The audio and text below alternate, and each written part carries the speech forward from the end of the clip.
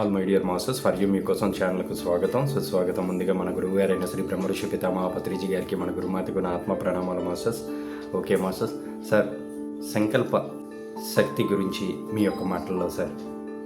చిన్నప్పటి నుంచే పిల్లలకు సంకల్ప శక్తిని, సంకల్ప శుద్ధిని, సంకల్ప సిద్ధిని ఇవన్నీ ఈ సంకల్ప శాస్త్రాన్ని బోధించవాలి, ఈ ధ్యాస శాస్త్రాన్ని బోధించవాలి. పిల్లలను ఇంటెంట్ బాల్స్గా, సంకల్పపు ప్రతిమూర్తులుగా తీర్చిదిద్దవాలి. మై డియర్ ఫ్రెండ్స్, ఇదంతా ఎలా సంభవం అంటే ఈ యొక్క ధ్యాస శాస్త్రం, ఈ యొక్క ఆలోచన తరంగాల శాస్త్రం మన మనసులో ఎలాంటి ఆలోచన తరంగాలు ఎప్పుడూ ప్రతిష్ఠితమై ఉండాలి. మనసులో ఏవో ఒక తరంగాలు ఎప్పుడూ ఉంటాయి. ఆలోచన తరంగాలు, ఎలాంటి ఆలోచన తరంగాలు ఉండాలి? ఎప్పుడు సకారాత్మక, నకారాత్మకం ఎప్పుడూ ఉండరాదు.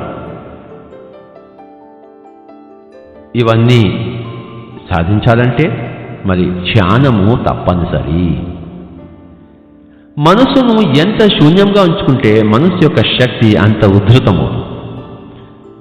మనస్సును ఎంత పరిశూన్యంగా ఉంచుకుంటే సంకల్పం యొక్క శక్తి అంత ప్రచండముగా ఉంటుంది. కనుక మౌనము, మెట్టెక్కి ధ్యానము, ఇంకా మెట్టెక్కి ఈ యొక్క సంకల్ప శాస్త్రము, ఇవి మూడు కూడా పరంపరగా సంకల్పాలకు శక్తిని సమకూర్చేవి. ఇతోధికముగా మౌనం ఉండవాలి. అవసరమైతేనే మాట్లాడవాలి, అవసరం లేని మాట్లాడదు. బొత్తిగా ఉండరాదు. తర్వాత అనవసరమైన ఆలోచనలు ఉండరాదు.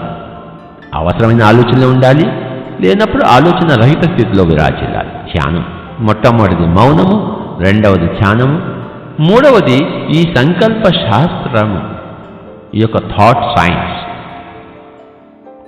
ఈ యొక్క సంకల్ప శాస్త్రంను విశేషముగా పరిచయము చేసుకోవలే, అధ్యయనము చేయవలే. కనుక ఈ యొక్క సంకల్ప శాస్త్ర జ్ఞానము, మరి ధ్యానము, మరి మౌనము, ఈ మూడు కూడాను సంకల్పాలకు శక్తిని సమకూర్చేవి. Okay sir, thank you sir.